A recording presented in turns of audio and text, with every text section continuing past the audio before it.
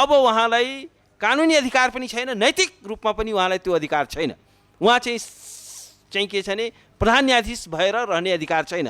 त्यसकारण आज पत्रकारहरूको बिचमा म ओपनली प्रधान न्यायाधीशको राजीनामाको माग गर्दछु। कार्यकारिणी एउटा चाहिँ जुन आचरण जब देखाइसकियो भनेदेखि त्यस्तो व्यक्ति चाहिँ न्यायपालिकामा अब योग्य हुँदैन भन्ने चाहिँ सम्बन्धमा हामीहरूले छलफल गर्नुपर्छ र चाहिँ उहाँलाई फर्केर आउन दिनु हुँदैन। प्रधान न्यायाधीशले भन्नु पर्यो म निष्पक्षमा एम, तर संलग्न छैन। होइन भन्दिनँ। किन भन्दिनँ त भन्दाखेरि कि प्रधान न्यायाधीशमाथि प्रश्न उठिसक्यो। उहाँले चाहिँ अब यो प्रश्नको चाहिँ के छ भने कम्मर कसेर उहाँले स्पष्ट गर्नु पर्यो, चित्त बुझ्दो गर्नु पर्यो। होइन भने जहिले पनि प्रधान न्यायाधीश किन विवादमा बसिरहन्छ। गजेन्द्र हमालको चाहिँ के त उहाँको चाहिँ मन्त्री बन्नको लागि अहिले के उहाँ पोलिटिक्समा राजनीतिमा एक्टिभ मान्छे हुनुहुन्थ्यो, सिनमा कहीँ हुनुहुन्थ्यो, राजनीतिको सिनमा कहीँ पनि हुनुहुन्नथ्यो।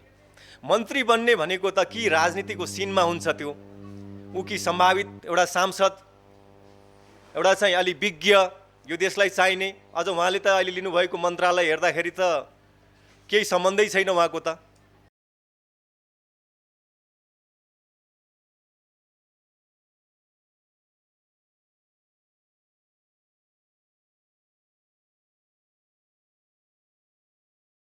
कि प्रधान न्यायाधीशले हुँदा मन्त्री परिषदमा पनि भाग माग्नुभयो र चाहिँ भाग पाउनुभयो भन्ने कुरा अहिले जुन अब करिब यो तथ्य चाहिँ स्थापित भयो। सुरुमा चाहिँ जे जुन नामको बारेमा पत्र पत्रिकामा मिडियामा कुराहरू आएको थियो, कतै त्यो होइन कि अझै पनि शङ्काको सुविधा दिने कि भन्ने कुरा पनि थियो त्यतिखेर। तर पछिल्लो समयमा चाहिँ के देखियो भने यो कुरा यथार्थ रहेछ भन्ने कुरा देखियो। अब कसरी यथार्थ होला त भन्ने कुरा गर्दाखेरि सुरुमा जसले चाहिँ समाचार ल्याउनु भएको थियो उहाँहरूसँग पनि हाम्रो कुराहरू हुँदाखेरि अथवा हाम्रा कतिपय अग्रजहरूले चाहिँ पार्टीका नेताहरूसँग कुरा गर्दाखेरि पनि यो कुरामा सत्यता छ भनेर भन्नुभएको थियो। पत्रकारहरूले पनि विभिन्न स्रोतहरूलाई आधार बनाएर चाहिँ समाचार लेख्नु भएको थियो र सुरुमा चाहिँ 2 जना चाहिँ मन्त्री मागिया थियो भन्यो। त्यसमध्ये चाहिँ अहिले कम्तीमा एउटा चाहिँ कोटा उहाँले चाहिँ पाउनुभयो भन्ने कुराहरू अब स्थापित भइसकेको कुरा छ। अब यसलाई हामीले परिस्थितिजन्य यो प्रमाणबाट हेर्दाखेरि के देखिन्छ भने अब अहिले जुन व्यक्ति गजेन्द्र हमालको चाहिँ के त उहाँको चाहिँ मन्त्री बन्नको लागि अहिले के उहाँ पोलिटिक्समा राजनीतिमा एक्टिभ मान्छे हुनुहुन्थ्यो, सिनमा कहीँ हुनुहुन्थ्यो, राजनीतिको सिनमा कहीँ पनि हुनुहुन्नथ्यो। मन्त्री बन्ने भनेको त कि राजनीतिको सिनमा हुन्छ त्यो, ऊ कि सम्भावित एउटा सांसद, एउटा चाहिँ अलि विज्ञ, यो देशलाई चाहिने। अझ उहाँले त अहिले लिनुभएको मन्त्रालय हेर्दाखेरि त केही सम्बन्धै छैन उहाँको त। उद्योग मन्त्रालय के सम्बन्ध छ उहाँको?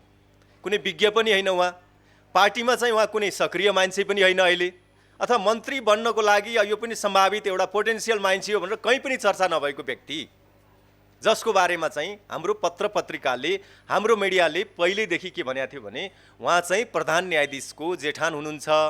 प्रधान न्यायाधीशले 2 जना मान्छेलाई मन्त्री बनाउन माग गर्नुभएको छ। एउटा चाहिँ दीपक तिमिल सिन्हा भन्ने पनि कहिले पनि यो सिनमा नदेखिएको मान्छे, उहाँले भित्रभित्र के गर्नुहुन्छ भन्ने कुरा त अब खोतल्दै जाउँला हामीले। उहाँ वास्तवमा कोसँग सम्बन्धित हुनुहुन्छ भन्ने कुरा पनि खोतल्दै जाउँला। यद्यपि अहिले उहाँ चाहिँ मन्त्री हुनु भएन, एउटा दीपक तिमिल सिन्हा। दोस्रो चाहिँ गजेन्द्र हमालको बारेमा चाहिँ सुरुदेखि नै कुरा भएको थियो। अब गजेन्द्र हमाल चाहिँ अहिले चाहिँ मन्त्री भइसक्नु भएको छ। त्यसकारणले अब प्रधान न्यायाधीशले कार्यपालिकामा आफ्नो भाग खोज्नुभयो। पहिला उहाँले चाहिँ न्यायाधीशमा आफ्नो कोटाको मान्छेहरू खोज्नुहुन्थ्यो। कतिपय उहाँले चाहिँ नियुक्ति गरेका मान्छेहरू दिनमा 18 घण्टा बिचौलियाको काम गर्थे, ती न्यायाधीश भए। न्यायाधीश भए पनि तिनीहरूले चाहिँ बिचौलियाको काम गरिरहेछन् भन्ने कुरा सर्वोच्च अदालतको चाहिँ प्रतिवेदनले भनिसकेका छ।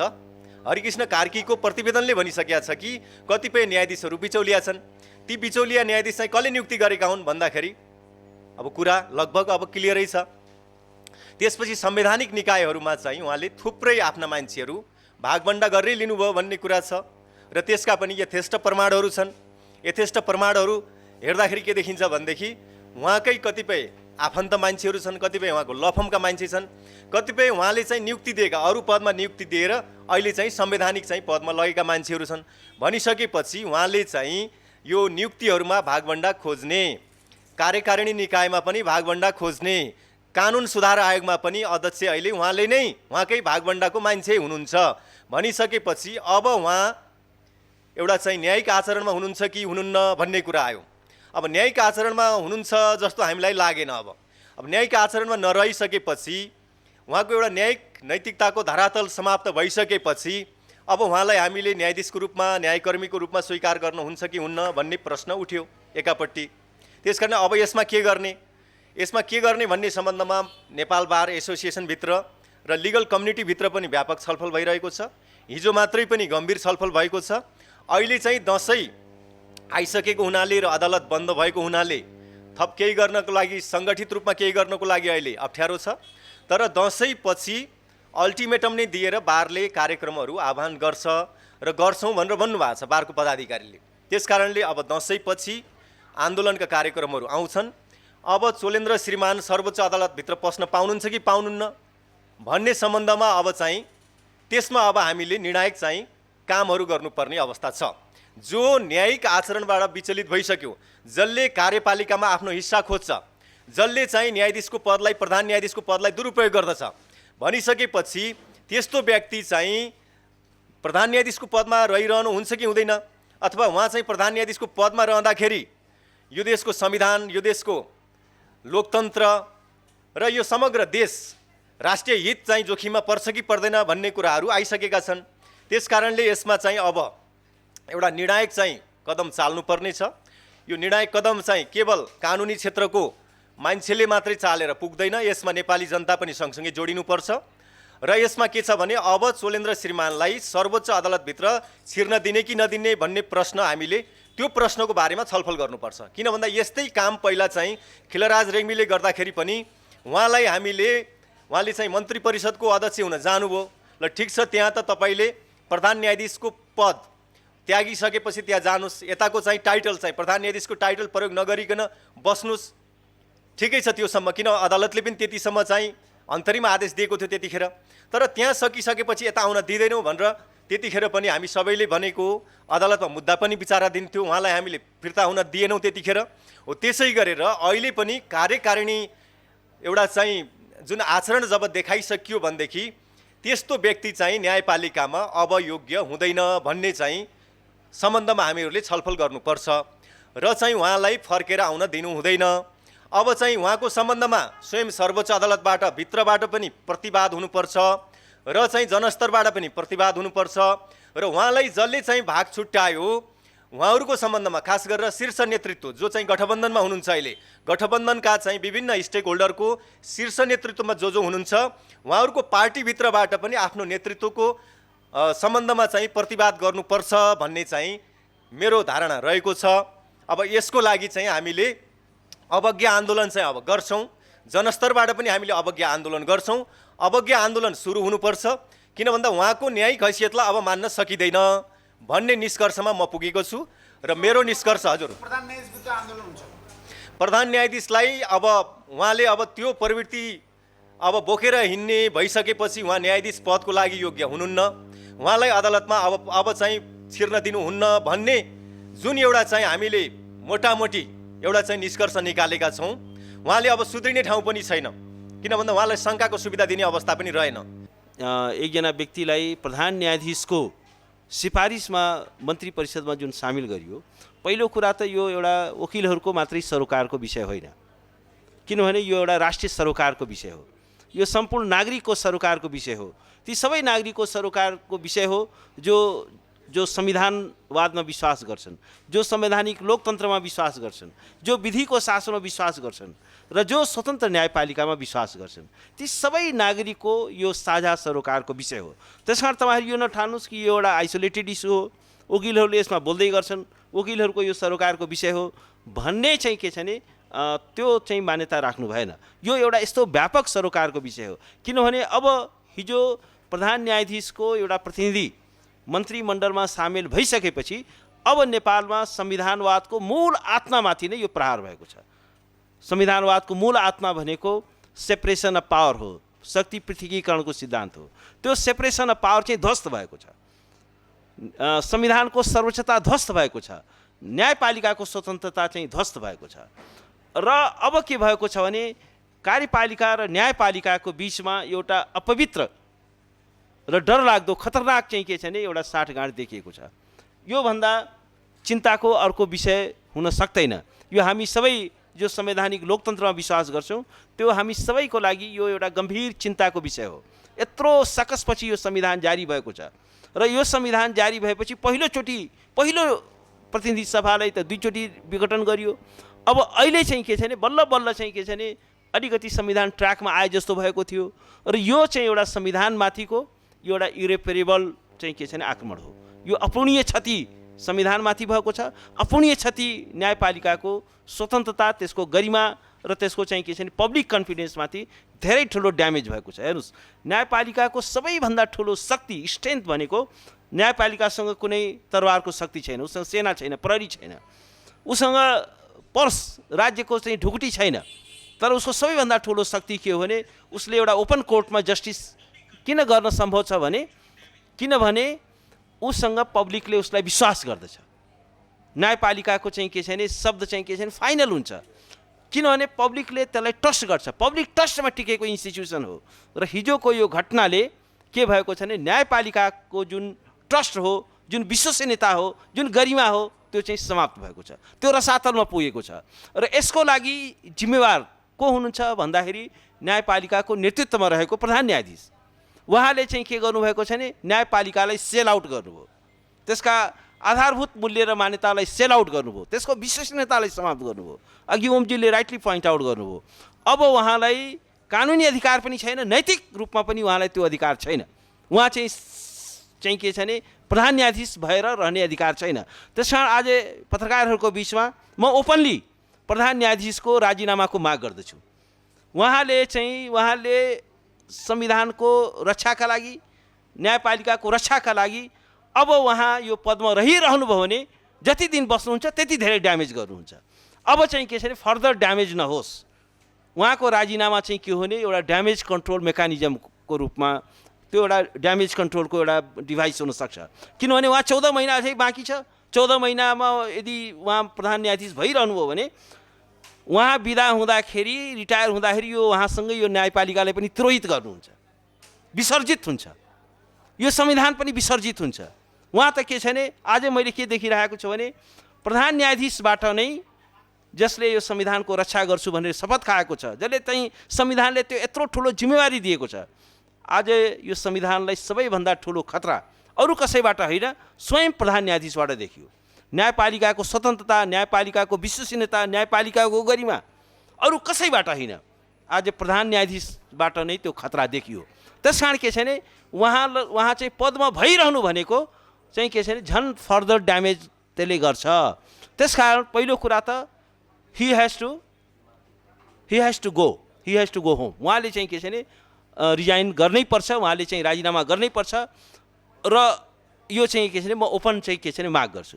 अर्को चाहिँ के छ भने अब हाम्रा राजनीतिज्ञहरूमा अलिकति पनि नैतिकता छ, अलिकति पनि विश्वसनीयता छ, अलिकति पनि यो संविधानका प्रति माया मोह छ भने उहाँहरूले चाहिँ के छ भने महाभियोगको, यदि उहाँले राजीनामा गर्नुहुन्न भने उहाँले चाहिँ के छ भने महाभियोगको प्रस्ताव चाहिँ तत्काल दर्ता हुनुपर्छ। संविधानको धारा 101 अनुसार यो के छ भने सिरियस जुडिसियल मिसकन्डक्ट हो। न्यायाधीशको रूपमा उहाँले चाहिँ खराब आचरण गर्नुभएको छ, संविधान विरोधी कार्य गर्नुभएको छ, उहाँले असक्षमता देखाउनु भएको छ, न्यायिक विचलन गर्नुभएको छ, उहाँले न्यायपालिकालाई चाहिँ के छ भने जोखिममा, रिस्कमा पार्नु भएको छ, यसको अस्तित्वलाई नै उहाँले सङ्कटमा पार्नु भएको छ। अब यसकारण के छ भने उहाँलाई चाहिँ के छ भने यो संविधानले धान्न सक्दैन, उहाँलाई यो अदालतले अब धान्न सक्दैन। यो जुडिसियरीको स्वास्थ्यको लागि, न्यायपालिकाको चाहिँ स्वतन्त्र अस्तित्वको लागि पनि चाहिँ के छ भने उहाँ चाहिँ के छ भने बिदा हुनै पर्छ। सिरियस ड्यामेज भएको छ। अब यो यत्रो कुरा जुन भने मैले, उहाँ त लाइबिलिटी भइसक्नुभयो, न्यायपालिकाको एसेट भन्दा पनि उहाँ लाइबिलिटी भइसक्नुभयो। उहाँले चाहिँ सिरियस चाहिँ अपूर्णीय क्षति न्यायपालिकामाथि गर्नुभएको छ। उहाँले चाहिँ के छ भने कार्यपालिकामा आफ्नो भाग खोज्नुभएको छ। र त्यसले गर्दाखेरि के हुन्छ भने जब कार्यपालिकामै न्यायपालिकाको प्रतिनिधि बसिसकेपछि अब चाहिँ न्यायिक पुनरावलोकन के हुन्छ? कार्यपालिकाले गरेका स्वेच्छाचारी कामहरू, निरङ्कुश कामहरू, कार्यपालिकाले गरेका गैर संवैधानिक कार्यहरू, कार्यपालिकाले गरेका चाहिँ के छ भने गैर कानुनी कार्यहरूलाई कसले सच्याउने? त्यो त्रुटिलाई कसले सच्याउने? जनताको बिचमा जनआस्थामा ठुलो तुषारापात र वज्रपात गर्ने जुन काम भएको छ, यो कुरामा म के भन्न चाहन्छु भने साथीहरूले जुन कुरा राखे, म एउटा कानुन व्यवसायी पनि भएको हैसियतले र एउटा राजनीतिक पार्टीमा एउटा आबद्ध भएको व्यक्ति भएको हैसियतले, राजनीतिक पार्टीमा त उहाँहरू पनि आबद्ध हुनुहुन्छ, तैपनि के छ भन्दाखेरि मेरो आफ्नो जिम्मेवारीको हिसाबले म के प्रश्न भन्न चाहन्छु भन्दाखेरि यसमा ढिला नगरिकन प्रधान न्यायाधीशले चाहिँ यसको प्रश्न जवाफ दिनु पर्यो। हो भने यो नैतिकताको प्रश्न हुन्छ, यदि होइन भने चित्त बुझ्दो। तर मलाई चाहिँ मेरो निजी विचार के लाग्छ भने उहाँको कार्यशैली, उहाँले जुन गर्दै आउनुभएको कार्यशैली, पहिला केपी शर्मा ओलीजी प्रधानमन्त्री हुँदाखेरि र उहाँले जुन अध्यादेश, जुन असंवैधानिक अध्यादेशलाई समर्थन गरेर बैठकमा जाँदाखेरि नै यसको चाहिँ के छ एउटा ज्वलन्त उदाहरण न्यायपालिकाको अभिभावक जस्तोले त्यहाँ गएर कोरम नपुग्दै कोरम पुर्याएको भएको कोरमलाई सिद्ध्याएर ल्याएको जुन अध्यादेश थियो, त्यो अध्यादेशमा एउटा प्रधान न्यायाधीश गएर साक्षी बसेर जुन काम कारबाही केपी शर्मा ओलीजीले गर्नुभयो त्यसमा गम्भीर ध्यानाकर्षण सबैको भएको छ र त्यो अवैधानिक ढङ्गले र असंवैधानिक ढङ्गले चाहिँ नियुक्त गरेका पदाधिकारीहरूले अहिले चाहिँ के छ भने जागिर खाइरहेको अवस्था छ। त्यसकारणले एउटा संस्था, एउटा व्यक्तिको इन्ट्रेस्टमा, एउटा व्यक्तिको इच्छामा कुनै पनि संस्था चलाउन खोज्दाको परिणाम यही हो र प्रश्न देखिएको छ उहाँका दायाँ बायाँका मान्छेहरू ठुल्ठुला पदमा नियुक्ति पाउनुभयो। अब उहाँले जतिसुकै होइन भने पनि त्यो बेलामा प्रतिगमनको एउटा स्टेज थियो र जनताले खबरदारी गर्दै आएका थिए। त्यस कारणले म के भन्न चाहन्छु भने कि राजनीतिक कोणबाट कसैलाई फाइदा वा कसैलाई बेफाइदा पुग्ने गरी तपाईँ हामीले टिका टिप्पणी गर्नुको कुनै औचित्य छैन। अनि प्रधान न्यायाधीशले भन्नु पर्यो भने नि मैले प्रधान न्यायाधीशले अदालत मार्फत वक्तव्य जारी गरेर हुँदैन। उहाँले यदि गर्नुभयो भने उहाँले मैले गरेँ भन्नु, अब सम्भवतः मलाई लाग्छ उहाँले गरेँ भन्ने कुरो त भन्नुहुन्न होला, तर यति एउटा चाहिँ के छ भन्दाखेरि जुन क्वेसन उठ्यो, यस्तो प्रश्न उठ्ने बित्तिकै के गर्नुपर्छ भन्ने कुरो उहाँले बुझ्नुपर्ने विषय हो। किन भन्दाखेरि यो सैद्धान्तिक प्रश्न हो, यो हाम्रो वैचारिक प्रश्न पनि हो र न्यायपालिकाले बोक्दै आएको अन्तर्राष्ट्रिय चरित्रको प्रश्न पनि हो। उहाँले चाहिँ एउटा कार्यपालिकासँग भिख मागे जस्तो उहाँले जुन ढङ्गले आफू त्यहाँ संलग्न भएर त्यहाँ भागभण्डामा सहभागी भएर जुन यदि गर्नुभएको हो भने यो गम्भीर विषय हो, उहाँले बोल्नु पर्यो। मेरो माग त के छ भने उहाँले होइन भनेर चाहिँ भन्ने, अब चाहिँ के छ भन्दाखेरि अदालत मार्फत उहाँले जुन किसिमबाट वक्तव्य दिनुभयो त्यो चित्त बुझ्दो होइन। जहाँसम्म बारिसनको प्रश्न छ, बारिसनको प्रश्नमा के हो भने अहिले रुद्रजी कोषाध्यक्ष आउनु भएको छ, उहाँले आफ्नो धारणा त राख्नुभयो, किन भन्दाखेरि उहाँले आफ्नो निजी पनि होला र बारको कोषाध्यक्षको हैसियतले पनि होला। तर हामीले हिजो बैठक गऱ्यौँ, यो हाम्रो न्यायपालिका सुधार अभियान भन्ने छ, बारकोलाई सहयोग गर्ने उद्देश्यले हामीले एउटा अभियान पनि सञ्चालन गर्दै आएका छौँ। त्यो अभियानले हिजो बैठक गऱ्यौँ, दिनभरि नै गऱ्यौँ। हामी सबै वरिष्ठ अधिवक्ताहरू, बारका पदाधिकारी, पूर्व पदाधिकारी, सल्लाहकार सबै बसेर चाहिँ हामीले चाहिँ गर्दा हामीले यो छलफल गम्भीर भएको छ। म यहाँ सबै कुरो भन्न चाहन्न। अब बारले एउटा स्टेप लिनु पर्यो। बारसँग हामीले बारम्बार तिमीले गर्न सक्दैनौ भने सक्दिनँ भनेर भन्, होइन भनेदेखि यो चाहिँ के छ भन्दाखेरि अदालतको छत्र छायाको रङ कलर आउने किसिमका निर्णयहरू वक्तव्यहरू दिँदै नहिँड भने हामीले पटक पटक बारलाई पनि, बार हामी नै हो, बारका सदस्य हामी नै हौँ, सल्लाहकार हामी नै हौँ, तर संस्था भन्ने कुरो हामी हरेक काम बार अन्तर्गतै गर्छौँ। किनभने बार हाम्रो एउटै छ। हिजो चाहिँ के छ भन्दाखेरि फरक चाहिँ सबै जनवर्गीय सङ्गठनहरू हुँदा पनि हाम्रो बार जनवर्गीय सङ्गठन होइन, त्यो एउटा अभियान हो। हामीले जहिले पनि निरङ्कुशताको विरुद्ध र जहिले पनि न्यायपालिकाको स्वतन्त्रताको पक्षमा, निर्भीकताको पक्षमा र जनतालाई स्वच्छ न्याय दिलाउने पक्षमा बारलाई उभ्याउँदै आएको एउटा इतिहास छ। त्यस कारणले बारले पनि अब कम्बर कस्नु पर्यो, ठिक बेठिक बोल्नु पर्यो। यहाँ एउटा गजेन्द्रबहादुर हमालको प्रश्न होइन, यहाँ त सिङ्गो बार र सिङ्गो अदालत, बार र बेन्च जुन दुईवटा एउटा न्यायका दुईवटा पाङ्रा हौँ भनेर हामीले बोल्दै आएका छौँ, त्यो चाहिँ अहिले धमिलो हुँदै गइरहेछ। अदालतको पनि त्यस्तै हालत छ। अदालतलाई त्यस्तो एउटा इन्स्टिट्युसन, अदालतले चाहिँ के छ भने गर्नुपर्ने कामहरू, स्वच्छता, जनताको इम्प्रेसन, यिनै न्यायपालिकामा कार्यरत न्यायाधीशहरूको आचरणको कारणले गर्दा एउटा गरिमामय निकाय अदालत जो हो त्यसले चाहिँ के छ भन्दाखेरि न्याय सम्पादनको प्रश्नमा, दैनिक अदालत सञ्चालनको प्रश्नमा अनि जनताको अनुभूतिको प्रश्नमा अदालतले किन गर्न सकेनन् त भन्दाखेरि यो अदालतको संरचना जुन अहिले न्यायपालिकाको जुन संरचना निर्माणकै चरणमा त्रुटि छ। यहाँका सम्पूर्ण जनताका भावना अनुसार चाहिँ त्यो न्यायपालिका निर्माण, नेपालको विशिष्टता, यहाँको मौलिकताको आधारमा अदालत छैन। धेरै साथीले यो कुरो बोल्नुहुन्न किनभने त्यहाँ त्यो संविधान निर्माणको बेलामा चुच्चो पिउच्चो मिलाउनु भयो र परिणाम यो हामीले भोग्नु परेको अवस्था छ। त्यस कारणले म के भन्न चाहन्छु भने सम्माननीय प्रधानमन्त्रीज्यूले मेरै पार्टीको हो र मैले नै चाहिँ के छ भने मेरो कोटामा ल्याएको हो भन्ने खालका अभिव्यक्ति दिनुभयो र प्रधान न्यायाधीशले हिजो अस्ति मात्र एउटा चाहिँ वक्तव्य पनि जारी गर्नुभएको छ र बारले पनि के छ भन्दाखेरि वक्तव्य अस्ति नै चाहिँ एउटा चाहिँ त्यो इस्युमा चाहिँ जारी गरेका छन्। तर यसले चित्त बुझ्दो अवस्था छैन। किन चित्त बुझ्दो अवस्था? इस्यु उठ्यो, यहाँ तपाईँहरूलाई लाग्न सक्छ कि राजनीतिक ढङ्गले एकलाई बसाउने अर्कोलाई उचाल्ने किसिमको प्रश्न नै होइन। अदालत भनेको राजनीतिक निकाय नै होइन। अदालत भनेको त मैले अघि नै भने एउटा अभिभावक हो। अदालत जाँदाखेरि जनतालाई न्याय पाउँछु भन्ने एउटा तिर्खा लिएर गएको जनतालाई प्रत्याभूति दिने निकाय हो। त्यो कुनै राजनीतिक ढङ्गले विभाजन हुन सक्दैन र कसैले राजनीतिक कोणबाट त्यो अदालतमाथि आक्रमण पनि हुन दिँदैनौँ हामी। राजनीतिक कोणबाट अदालतलाई आक्रमण गर्न हुँदैन किनभने त्यो अन्ततः चाहिने हाम्रो निकाय हो। त्यसैले म के भन्न चाहन्छु भने सम्माननीय प्रधानमन्त्रीले पनि प्रश्न पारिदिनु पर्यो कि गजेन्द्र हमाल चाहिँ के छ भन्दाखेरि मैले सुनेअनुसार उहाँहरूको चाहिँ के छ भने वृत्तका कुरा अनुसार उहाँ पुरानो काङ्ग्रेसी कार्यकर्ता हो भन्ने कुरो उहाँहरूले स्पष्टोक्ति त दिनुभएको छ। तर यहाँ प्रश्न उठ्यो उहाँलाई ल्याउनुमा त्यति गम्भीर प्रधानमन्त्रीज्यूले कसरी देख्नुभयो त? उहाँले भन्नु पऱ्यो नि, उहाँ 90 भएन मलाई, उहाँ चाहिँ मलाई मन्त्रीमण्डलमा 90 भएन, उहाँ यो विज्ञताको यो प्रश्नमा छ भन्ने कुरो प्रधानमन्त्रीज्यूले त भन्नु पर्यो। यो हाम्रो पनि माग हो। र अर्कोतर्फ अब यहाँ गठबन्धनका जुन प्रश्न उठाउनु भएको छ किन भन्दाखेरि प्रधानमन्त्रीले नै यो मेरो जिम्मेवारी हो मेरो कोटामा भनिसकेपछि अब अरूले चाहिँ के छ भन्दाखेरि त्यस विषयमा धेरै टाउको दुखाउने र स्पष्टीकरण दिइराख्नु पर्ने जरुरी पनि छैन। उहाँ नेपाली काङ्ग्रेसको कार्यकर्ता नेता र प्रधानमन्त्रीले मैले जिम्मा लिएँ मेरो कोटामा ल्याएँ भनिसक्नु भएको अवस्था छ। त्यस कारणले मैले प्रधान न्यायाधीश त भनिसकेँ।